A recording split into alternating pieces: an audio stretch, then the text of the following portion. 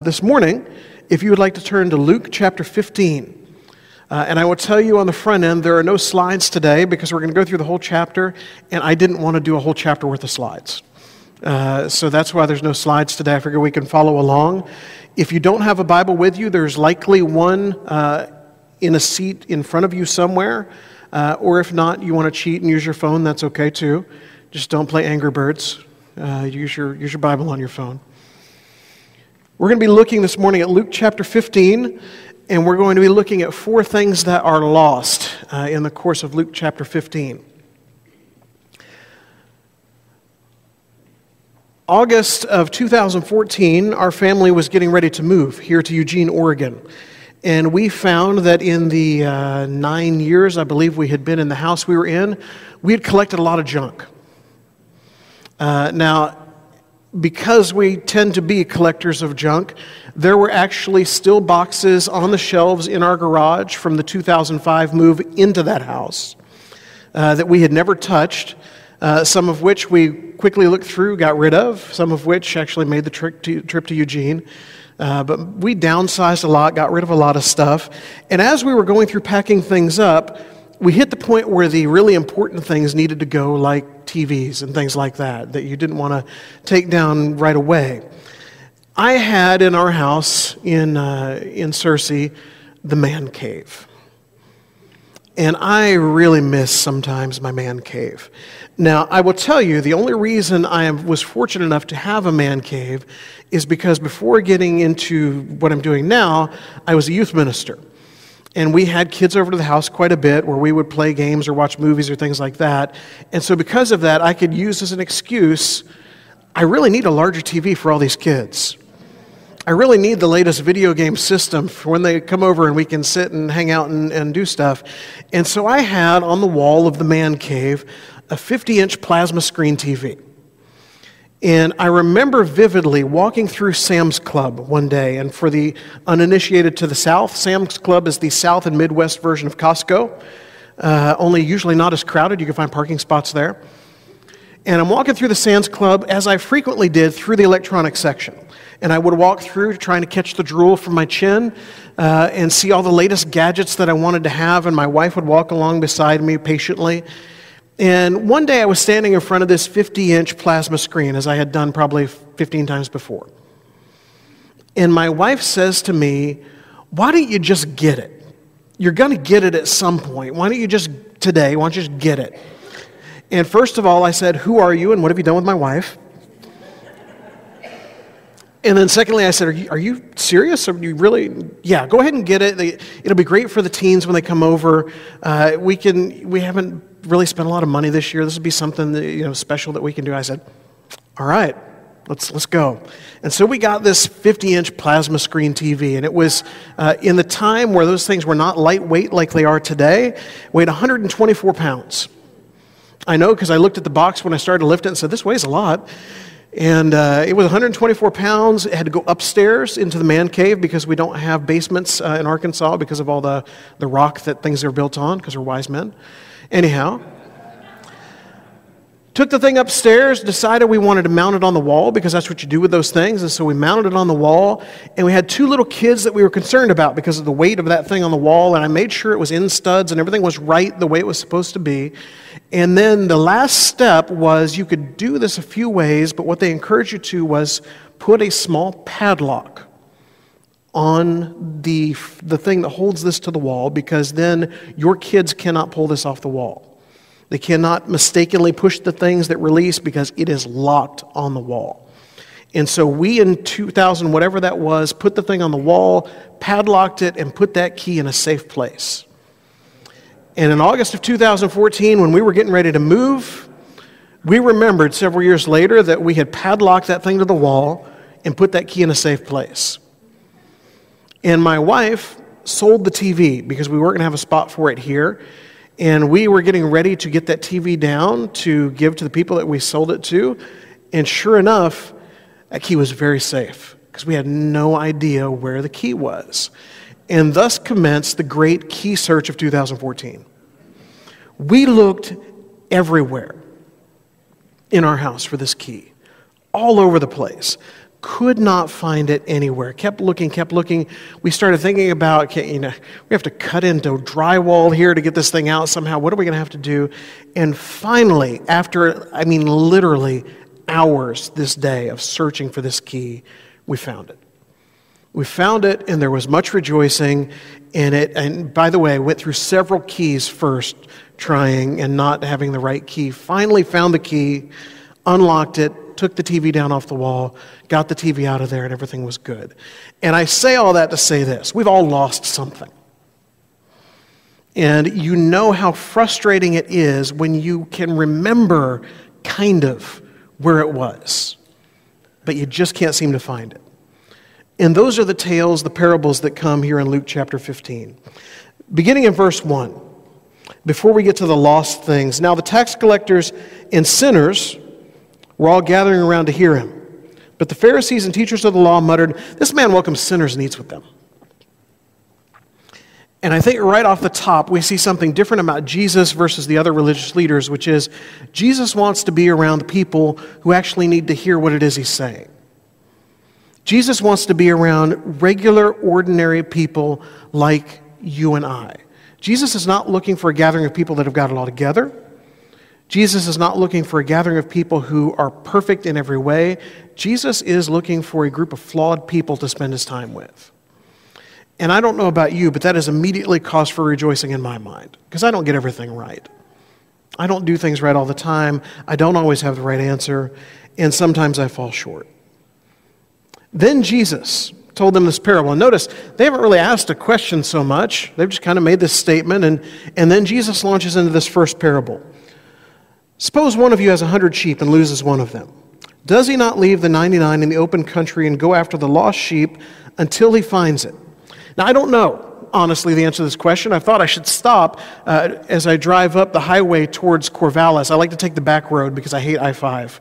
And as I drive along the back road up towards Corvallis, I pass all these sheep pastures on either side.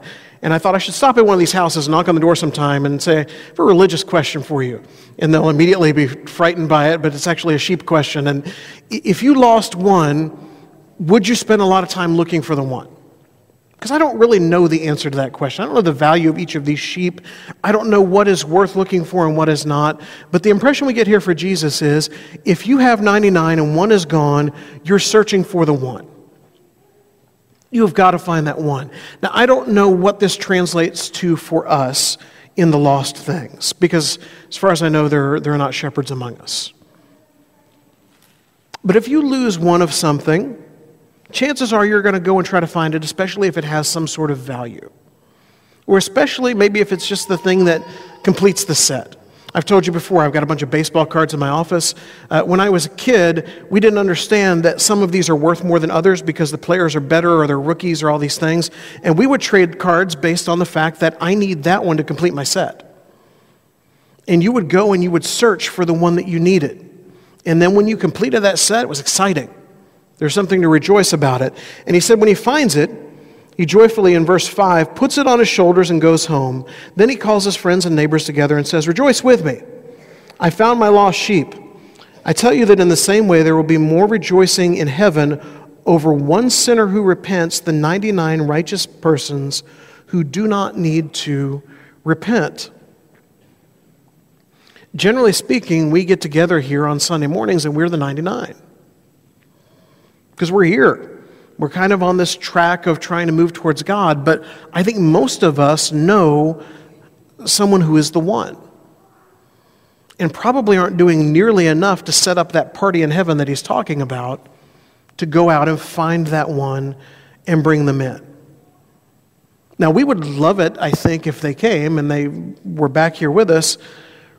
I hope. Maybe as we get further in the chapter, we could see other ways we might react. Or suppose, verse 8, a woman has 10 silver coins and loses one. Does she not light a lamp, sweep the house, search carefully until she finds it, and when she finds it, she calls her friends and neighbors together and says, "Rejoice with me. I have found my lost coin." In the same way, I tell you, there is rejoicing in the presence of the angels of God over one sinner who repents. Over the past couple days, we have been in Seattle for a few days. David, my older son, has an interest in marine biology, specifically narwhals, which if you don't know what narwhals are, they're a real thing. They're the unicorn of the sea. They are these strange creatures that live up in the polar ice caps underwater, and they have horns that don't really serve a whole lot of purpose other than just look, it's one of those crazy things of God's creation. There is someone at the University of Washington who studies narwhals. This is what she does. And so Stacy has tried for a few weeks to communicate with the University of Washington and see if we could get some FaceTime with the narwhal lady up at the U of W. And come to find out, this week that we had where we could do it, she was not able, but there was someone else there who could talk to David about marine biology. And so we thought, let's go up to Seattle for a couple days. It'll be fun. And then because it's me and I'm crazy this way, I thought, I don't want to drive to Seattle. Let's take the train to Seattle. That'll be fun. So we got Nathan out of school Thursday afternoon, Wednesday afternoon, whatever day that was, and we went down to the train station, and our whole family got there, and we got ready to check our bag and all of that stuff, and I reached for my wallet, and it was not there. And I knew I did not have time to get back to the house and then go back to the train station. I debated for a moment about I could go back to the apartment, try to catch the train in Albany where the next stop is. And then I decided, what could it be like to be gone for 3 days with no ID, no credit cards, no nothing, and just a wife to carry me along? And so I did. And I felt very lost, and I kept reaching for that wallet that was not there. We went along on the train, and we played cards with each other. We had family time. It was a lot of fun. I was very glad we did that instead of driving, even though I was there without my wallet. And we kept, every time we would get off of a train, we would look around for things that were lost. And one time the people across the aisle from us said, one of your decks of cards is under the chair there, and we would reach down and grab it and get excited that we hadn't lost something else after the wallet thing. When we lose something and we find it, there is rejoicing, but all of that is just stuff. If we had never found the key for the TV, something would have happened. A locksmith would have been called, the Dremel tool would have gotten out and cut through the lock, something would have happened, and life would have gone on. It's all just stuff. But all of this stuff in chapter 15 leads us to the big story, the one that we probably are a little more familiar with. Jesus continued, verse 11. There was a man who had 2 sons. The younger one said to his father, "Father, give me my share of the estate." Think about that for a minute. Who are the younger siblings among us? Okay, I see a few hands kind of. I'm the only child, so I guess I'm both. Could you imagine who are the older siblings among us? Okay? Could you imagine as the older sibling being there in the house when the younger sibling comes in and says, "I know if you play your cards right, Dad, there will be at some point an inheritance for me. I want it now." Imagine what that conversation would be like. Could you imagine as the older sibling, the frustration you would have watching this? Who does he think he is? Or as the parent of these kids watching this, thinking to yourself, seriously, who do you think you are? And I can imagine as the younger sibling trying to put your case together. Wouldn't you enjoy this much more if you got to see me enjoy this inheritance while you're still here? I don't want to think ahead to when you're going to be dead. That makes me sad. I don't want to think of it that way. So what if you just gave it to me now? And how ludicrous this plan sounds, and yet very quickly, as this verse ends, so he divided his property between them. And I don't know what would make a dad do something like this. You might look at it and think that's a kind of an unwise move, because clearly, as you're young, the way you think of spending is a little different than maybe it is today, if you're a little older. We were talking about saving and money and things like that from Proverbs in the youth group class this morning. Did you know, my wife, the accountant, showed the kids this morning. Did you know that if at age 19, you started putting $2,000 into something that gained 12% interest, which I know is few and far between nowadays, but it's still possible. And from age 19 to age 26, once a year, you plug $2,000 into that account, At age 26, you never touch it again until age 65, you would have over $2 million in that account. Those who are 65 and above think of what $2 million might do for you today, if just for that 7 years early in life. Now, some of you are not 19 yet. You now have the secret. This guy wants it now. And I will tell you, when you want it now, you are very likely not going to spend it well.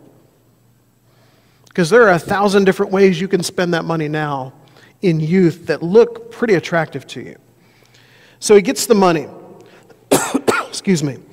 In verse 13, it says, not long after that, the younger son got together all he had, set off for a distant country, because it's always better somewhere else. If you grew up here in Eugene, there's probably somewhere you wish you could go and just get out of here. If you grew up somewhere else, maybe Eugene is that place for you that you just wanted to get somewhere else. He went away to a distant country and there squandered his wealth in wild living. And we can label this wild living in any way you want to label it, but it is what most young folks would do if they were given a whole lot of money. Now, if you are young in the audience this morning, one, glad you're here. Two, if you're thinking to yourself, not me, think again. Because even the most balanced among us, if you were just handed a load of money, there are not a lot of folks with the discipline. He squandered it all in wild living.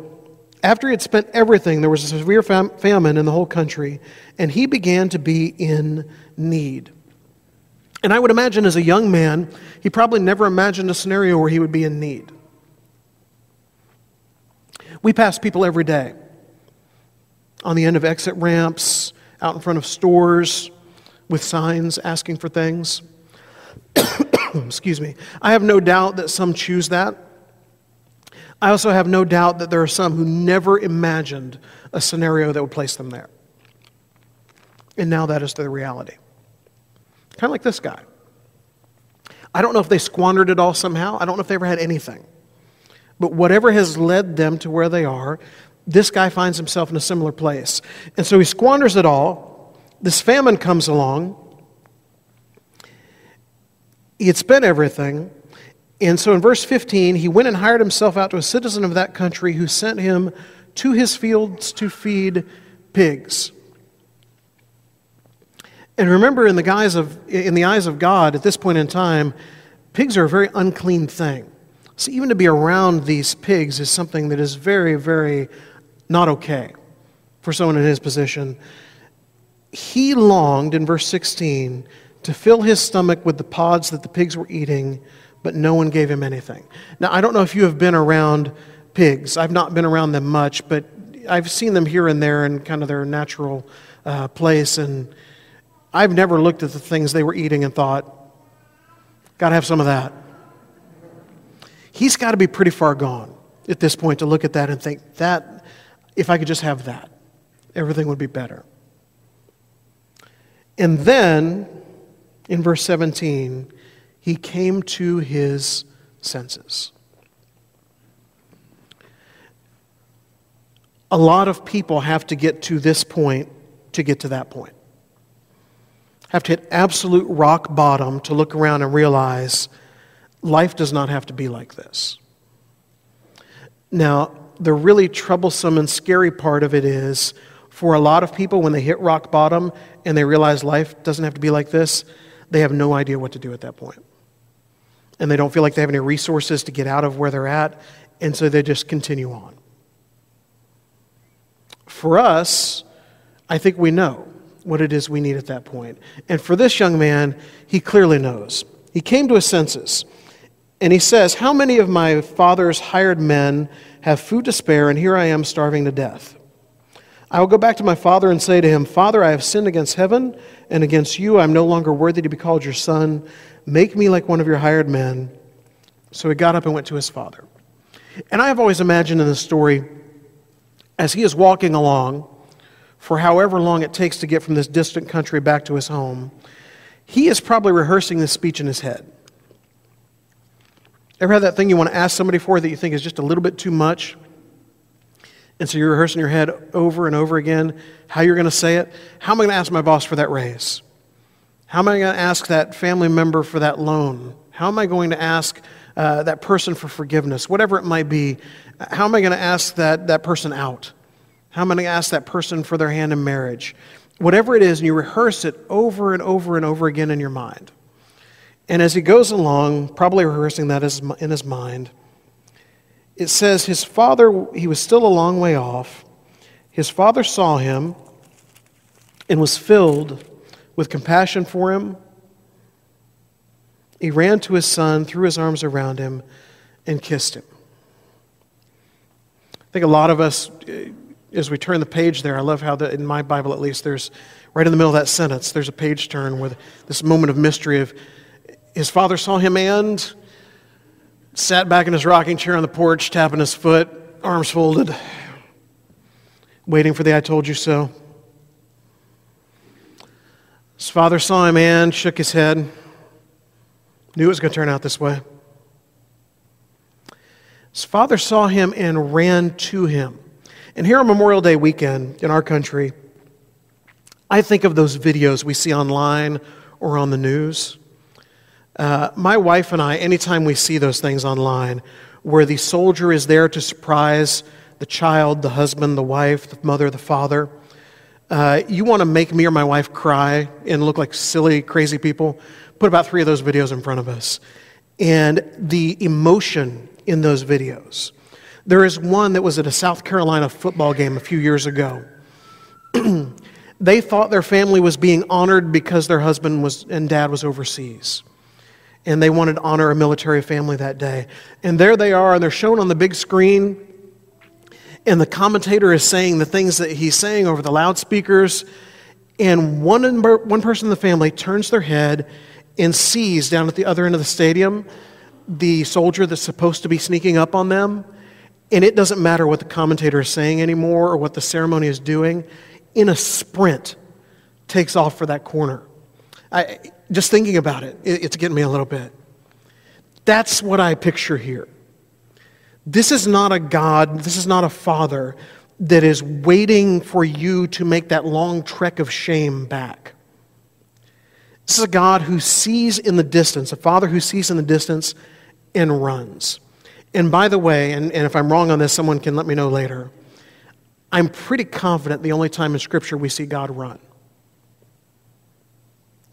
God runs for the son who has been lost. For the son, by the way, is lost completely of his own accord. Did it to himself. The kind of thing that as you look at the beginning of this story, you know it's not going to go well even if you've never heard it before. Because this guy who just gets all this money to spend, he's not going to, put part of it in a saving can and put part of it in a spending can and give some of it back. He's going to go out there and squander this money. You know it's going to happen that way.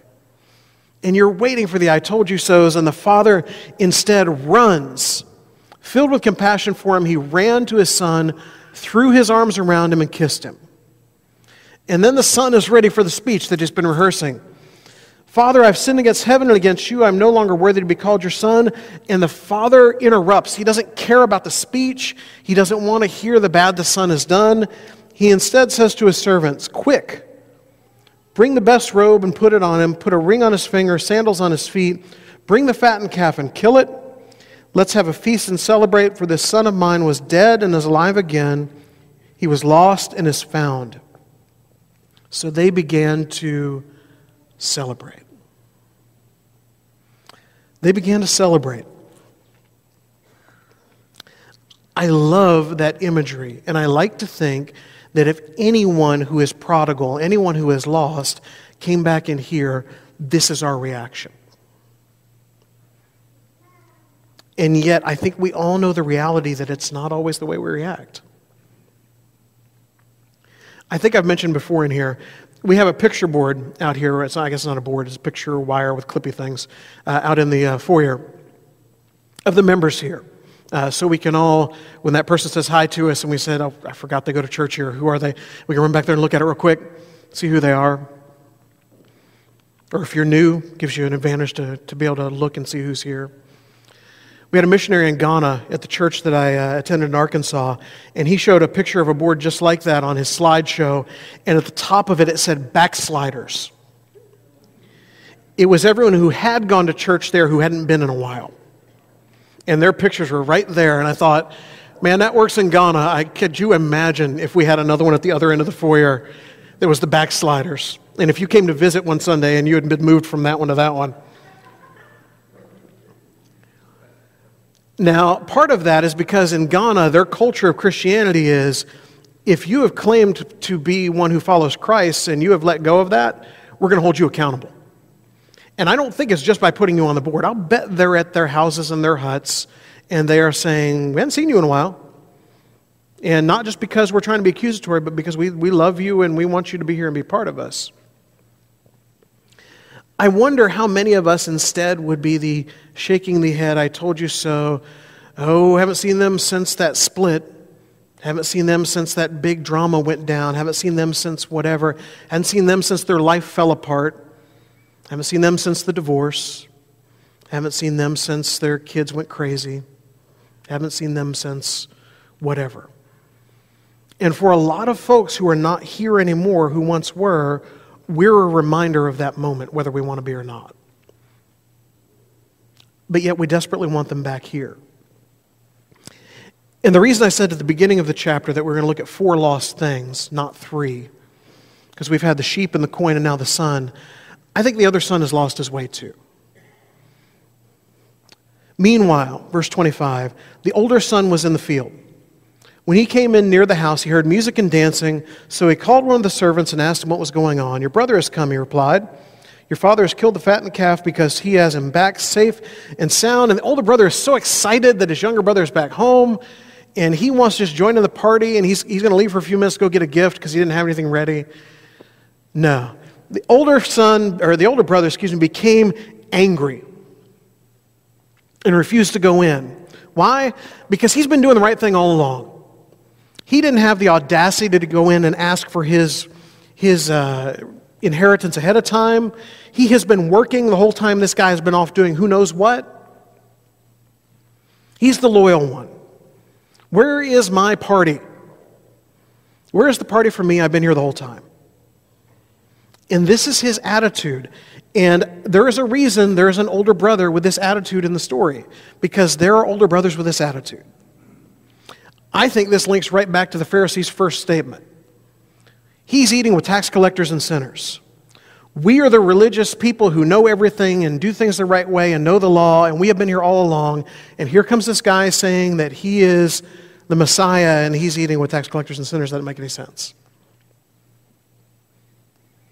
The older brother is angry. And if you're the parent, I don't know how you react at this point. I think there are times where maybe some of us want to say, let him be angry. He'll get through it. The older brother became angry, refused to go in. So his father went out and pleaded with him. The father is not content to let the lost son who went away and came back not be celebrated. The father is also not content to just let this older brother go either, because they're both lost in different ways, and the father wants both of them back. He pleaded with him, but he answered the father, look, all these years I've been slaving for you and never disobeyed your orders. You never gave me even a young goat so I could celebrate with my friends. But when that son of yours who has squandered your property with prostitutes comes home, you kill the fattened calf for him. 50 years I have served this church. I taught that Bible class. I filled the communion cups. I did whatever I did. And these people just come back in.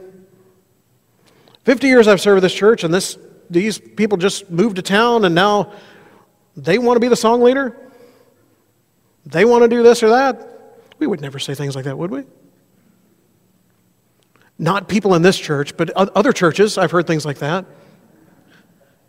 It's so easy to get so possessive of everything. His inheritance is already gone. He took it.